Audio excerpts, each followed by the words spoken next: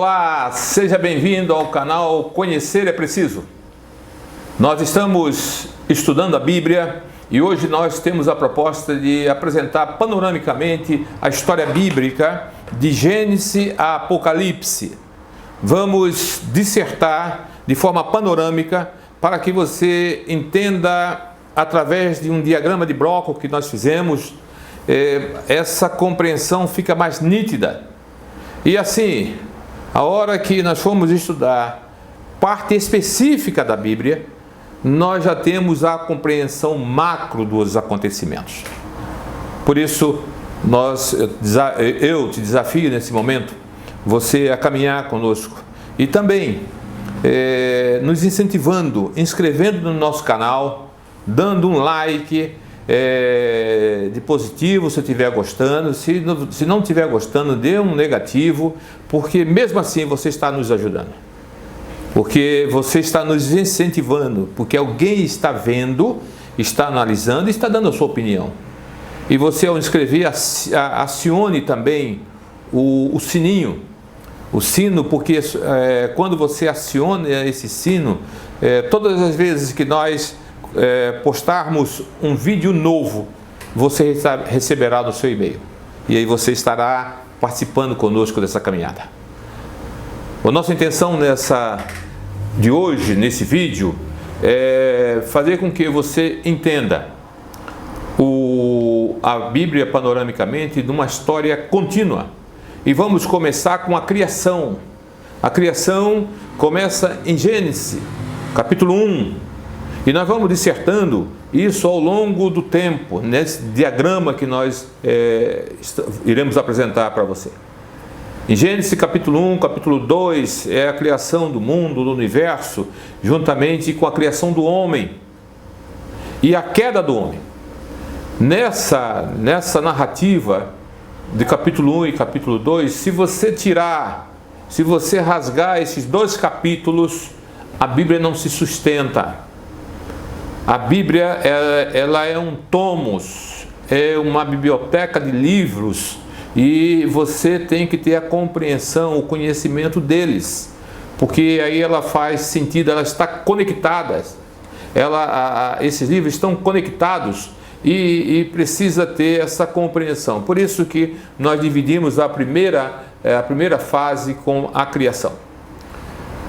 Logo depois da criação, nós temos a desobediência do homem, e quando isso acontece, Deus diz à mulher que viria um escolhido, que iria esmagar a cabeça da serpente. Isso está em Gênesis capítulo 3, versículo 15. Se você, a partir daí, do 15...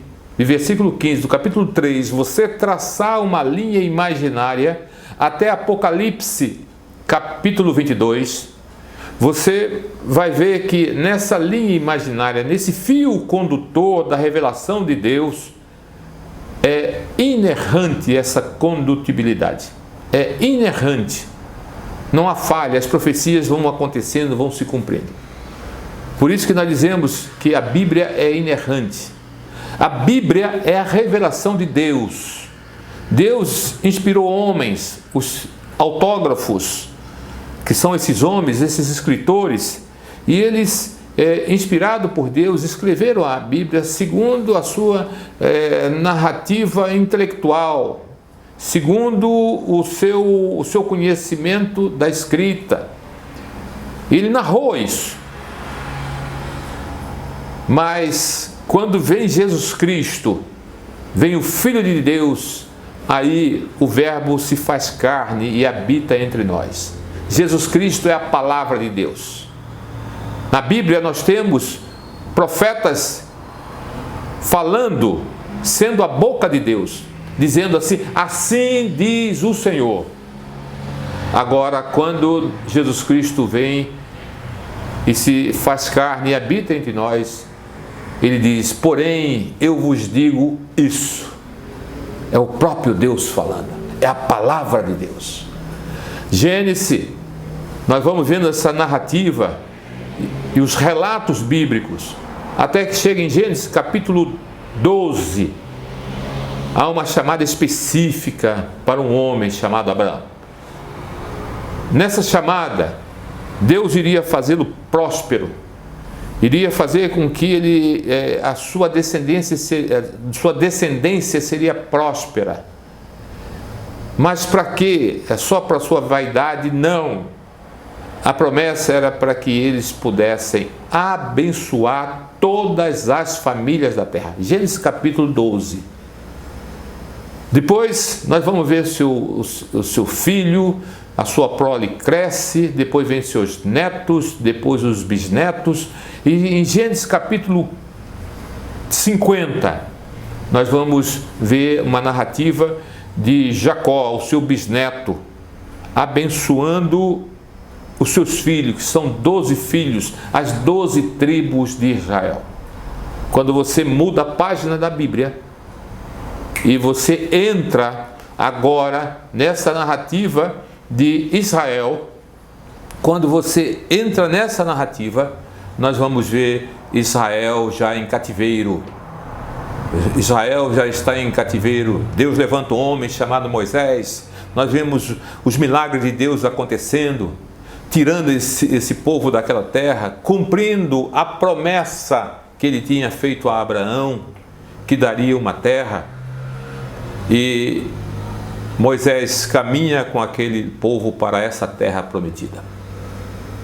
E Deus vai levantando homens, vai levantando líderes, conquista a terra. Deus levanta juízes, Deus levanta mulheres nessa caminhada. Nós vemos uma juíza que é Débora, abençoando aquele povo, libertando o povo da mão do opressor.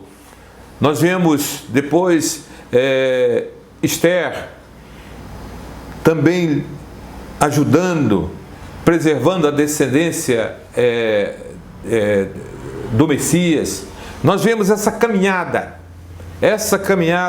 porque na realidade o mal, o maligno, a serpente, o diabo não está contente com a caminhada do povo de Israel. Então vai colocando obstáculos, mas Deus vai levantando homens, mulheres, vai abençoando. Chega um momento de uma das rebeliões que o povo de Israel teve, foi não querer mais ter a orientação de Deus falando através dos seus profetas, dos seus ungidos. Agora eles queriam ter um rei, eles queriam ser igual aos outros povos. Deus concede. Temos 3 reinados. O primeiro reinado, um desastre, Saul. Depois nós temos Davi, houve prosperidade. Davi conseguiu unir o povo, as tribos. Passou seu reinado para Salomão. Salomão começou muito bem, mas descuidou da família. Quando morre, a família está dividida. O reino foi dividido. E o reino dividido não subsiste. Temos o reino do norte, que perdurou apenas 200 e poucos anos. Teve 20 reis. Todos eles não fizeram a vontade do Senhor. Foi um desastre. Deus manda o Império Assírio e elimina com o Reino do Norte. O Reino do Sul, Judá, nós temos mais uma caminhada mais longa. Temos lá em torno de 300 e poucos anos, mais de 300 e poucos anos de existência. E nessa existência, eles tiveram apenas alguns reis bons, que fizeram a vontade de Deus. Houve um avivamento em alguns reinados, mas mesmo assim houve um declínio do povo. Deus continua mandando profetas, homens de Deus, falando: assim diz o Senhor. E um que gritou aos ouvidos dessas pessoas, dos reis da época de Judá, foi Jeremias. Jeremias falou por 42 anos. Dos 42 anos que ele falou para 5 reis. Depois veio o cativeiro, o povo não ouviu, veio o cativeiro. O povo passou 70 anos no cativeiro. Ali já tinha instituído o reinado de Nabucodonosor, o rei da Babilônia, o rei dos caldeus. Passa-se um tempo, o reinado da Babilônia, dos caldeus, declina. Entra um outro reinado, Medo-Persa. Quando esse reinado começa, libera o povo de Deus. E Deus toca no coração do rei dos caldeus, e eles voltam para Jerusalém. E ao voltar para Jerusalém, Deus levanta homens, administradores, como Zorobabel, como Neemias, como Esdras, e também levanta profetas, como Ageu, Zacarias, Malaquias. No final de Malaquias, do livro de Malaquias, Deus não levanta mais homens, aí existe um silêncio de Deus. Os estudiosos dizem que nesses 400 anos do silêncio de Deus é o período interbíblico, final de Malaquias e a chegada de Jesus Cristo.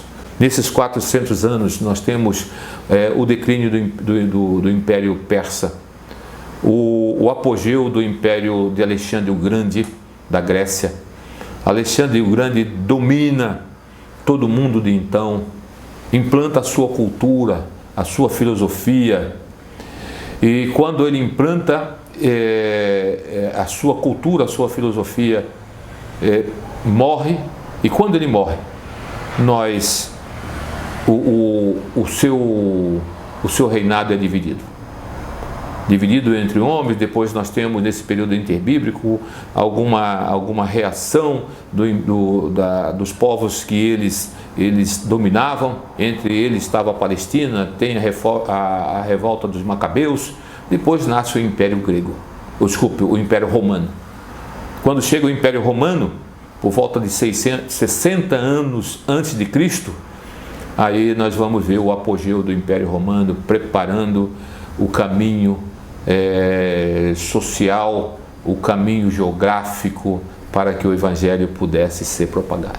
Nós vamos entrar agora no Cristo.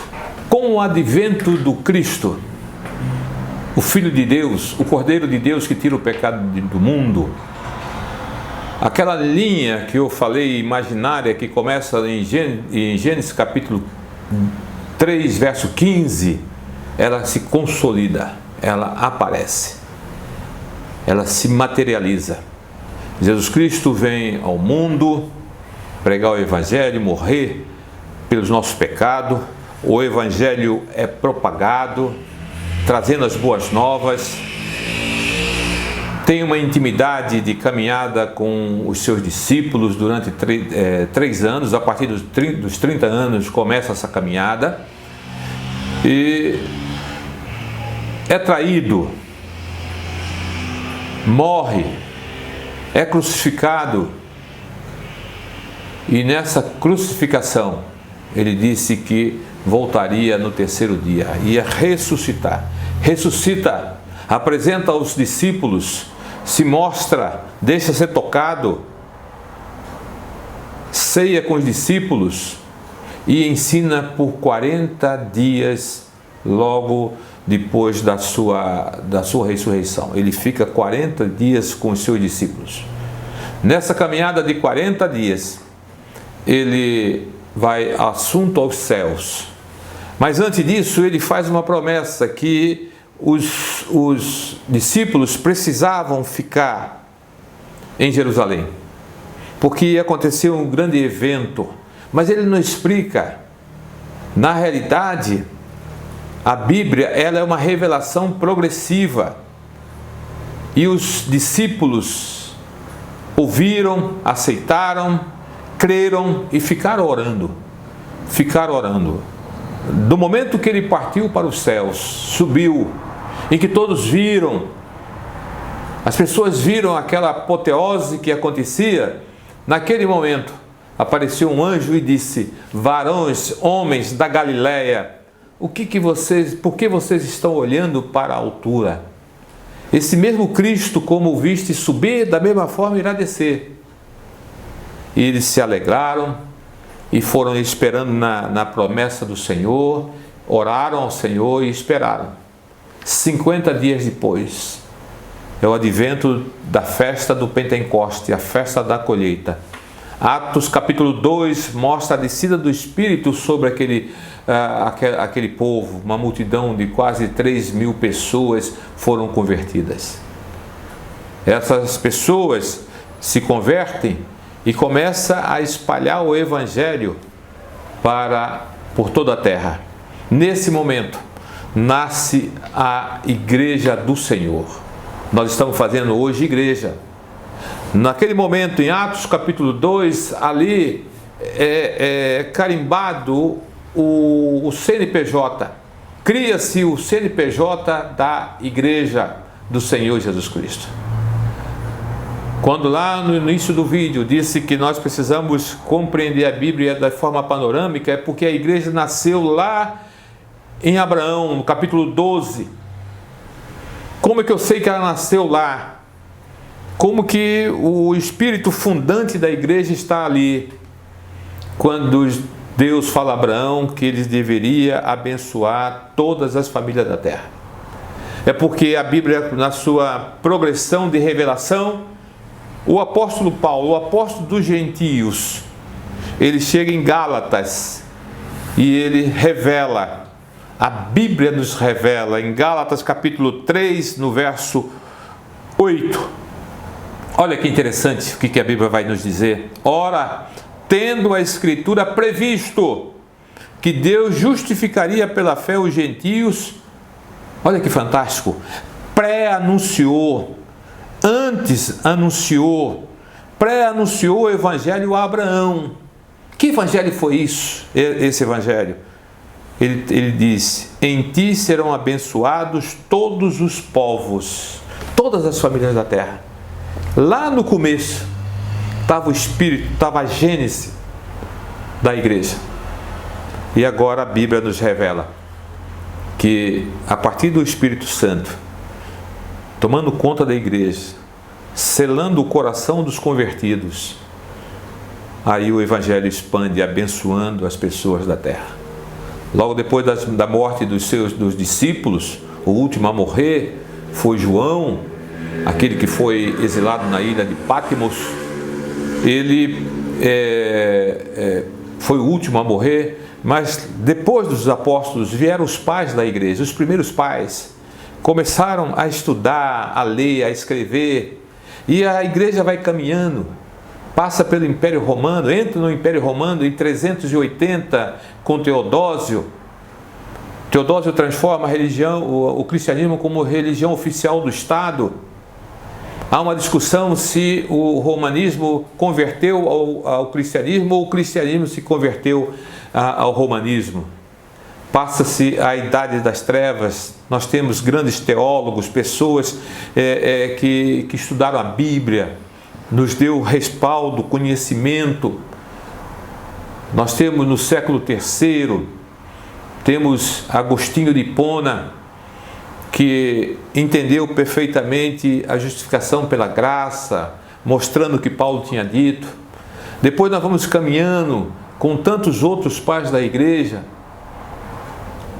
Em 1200 nós temos Tomás de Aquino fazendo a súmula teológica.